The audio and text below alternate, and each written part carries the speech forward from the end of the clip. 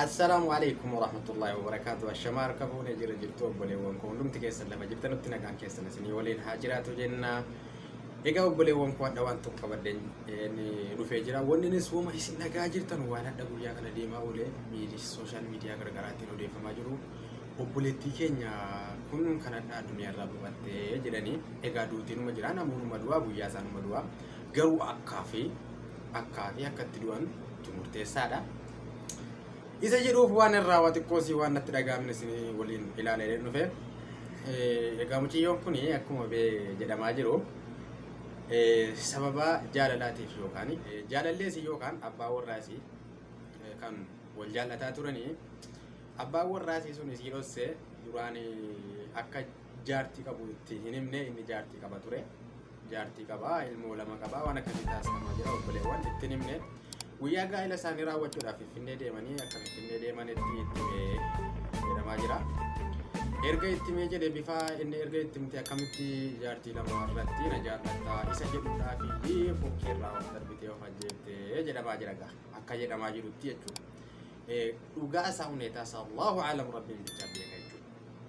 Kanaafuu mee isin akka keessanitti obboleewwan keenya ijoollee shamarranii keessan dhiirri dhiira gaasilaa dhiirri akkasitti lubbuu ofiin kennanatti hin fakkaatu maaliif waa xiqqoo dhaabbatee ilaala bakka lubbuu kanatti dhiirri kennu jaalalaaf jecha lubbuu ofii dhiira kenna jedhanu dhagees hin beekuun nageenyas kan foogirraa of darbu yoo jiraate lakkisaa wallaahi waan baay'ee nama dhibu. Egaa ijoolleen mee dubbiin kun dhugaadhaa anaaf dhugaa miti bunni kuni garuu rabbiin tokkicha beeka sababaa inni isitti hin himiniif guyyaa gaa'ila gahirratti itti meedhaaf jecha mucayyoon kun fooqirraa of darbitee of ajjeefti. Mee keessattuu ijoollee shamarranii yoo dhugaatti akkasitti kan of ajjeeftu ta'e of ajjeefti yoo jettan ta'e yaada akkanaa kan of keessaa balleessa.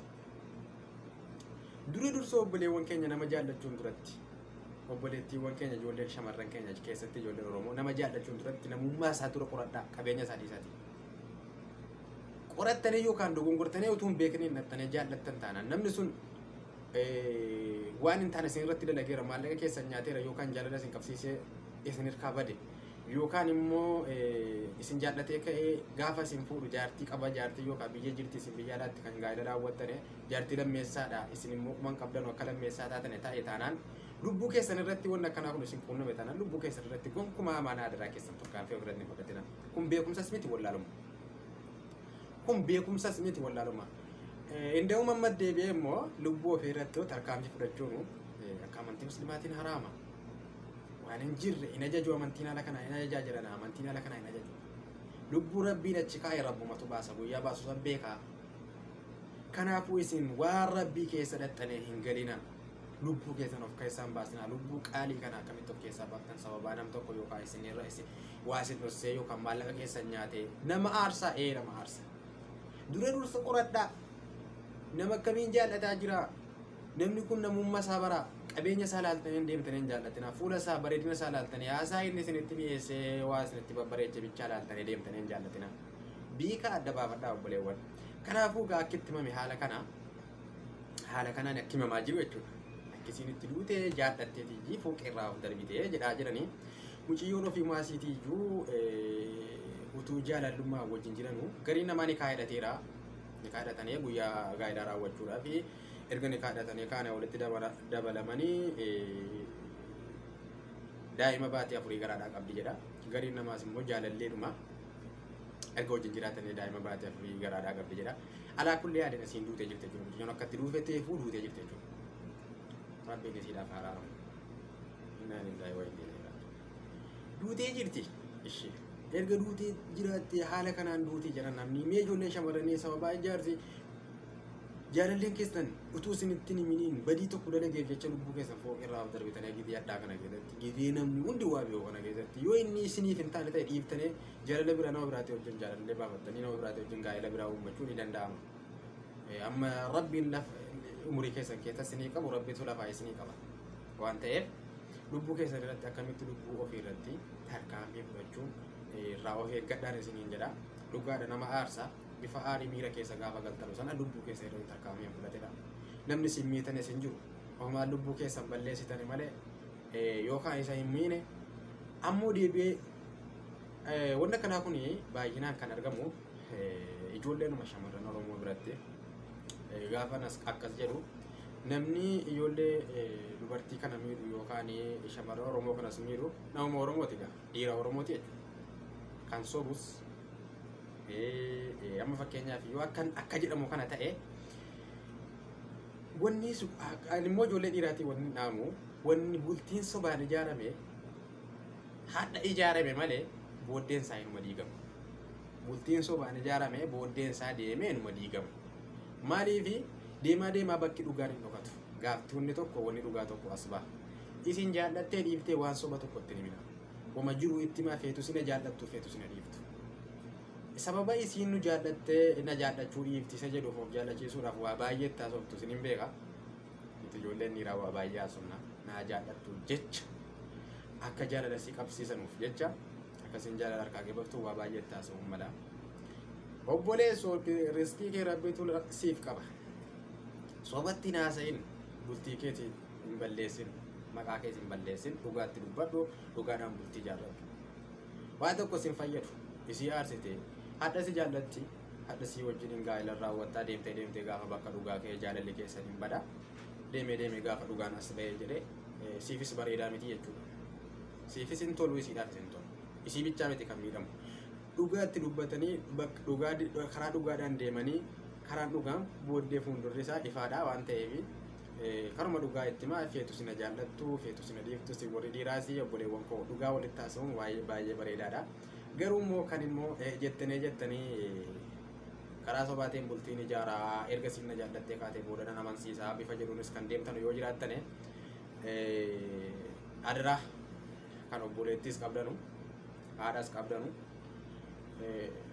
kanaafuu obboleettii keessan hin miidhina haadha keessan hin miidhinaan isiniin jedha akkasiin miidhamtuun kunidha shamarran ofiisiitii lubbuun si xiqqoodha dafanii lubbuu ofii irratti tarkaanfii fudhatanii hangaruu isa kanan amanne kan lubbuu ofii irratti dafee tarkaanfii fudhatu yeroo ammaa kana keessatti yoo inni sii ta'uu dhiiftee deemuu dandeessa sila jaallattee hin qoranne akka inni jaartii lama qabu ilmoo jaartii tokko qabu ilmoo lama qabu kana akkamitti hin dhagayini dubbiin kun isa kanaa miti waa biraa jira kan jedhaan usin jira namni Allahu a'lam gaa isa kana hin beeknu rabbiin tokkichatu beeka waan ta'eef gaa obboleewwan keenya sababa jaalalaatiif sababa namni tokko isin kayyane yookaan jaalalleen tokko isin kayyane jecha lubbuu keessan irratti tarkaanfii fudhatinaa isiniin jedha isinis warri dhiiraa bultii karaa sobaatiin ijaarrettanii lafayna sobeen of jaallachiisa sobeen isii somnaan isiin naa jaallattu jettanii lafayna gaafa sana isin jaallatti gaafa sana isin jaallatti boodaaf deebitee dhufte bultiin keessan sun isiniif hin tolu isiidhaaf isin tolu isiniif isin tolu akka ta'e beekaa ofitti amanaa erga isiin na jaallattee kaatee amansiisaa erga of hirka galfadhee kee amansiisa isi jettanu yaada keessan of keessaa balleessaa obboleettii keessan laalaa obboleessa keessa hin laalaan isiniin jedha keessattuu ijoollee shamarranii of eeggadhaa dhuma hin jaallatinaa nama beektanu malee nama namuuma qabu yoo ta'e yoo nama namuuma hin qabne ta'e inuma hin jaallatinaa nama namummaa isaa laalaati jaalladhaan isiniin jedha. Egaa obboleewwan kun namni kan ilaalame jaallattu namuuma isaa eessa akka dhufe eessatti akka dhalate eenyu inni nama kamirraa akka dhufe ilaaltanii beektanii jaallatanii baay'ee gaariidha. Nama haadhaaf abbaa isaa beektanu kan biyya isaa beektanu kan biyyatti isa beektanu ta'es baay'ee gaariidha. Nama namummaa isinitti dhiyaatu yoo ta'e baay'ee gaariidha ijoolleen shamarranii.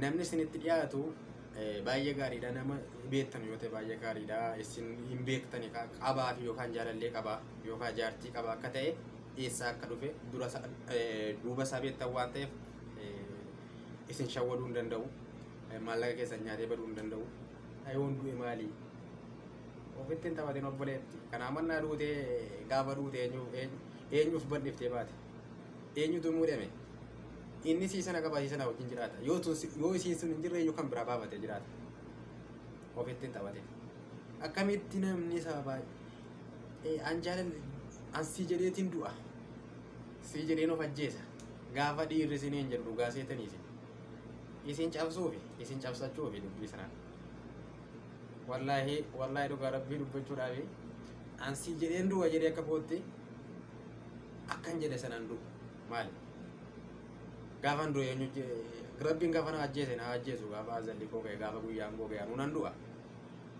maaliifanii of ajjeesaa hin gowwoomina ilaalaa fooqii irraa of hin darbinaa yoo dhugaa ta'e wallahi akkamitti ilaalaa jaarti koo kun akkamitti narratti fuudha isa jedhuuf jecha isin fooqii irraa of darbitan akkamitti na dhoossaa akkamitti maallaqa koo nyaata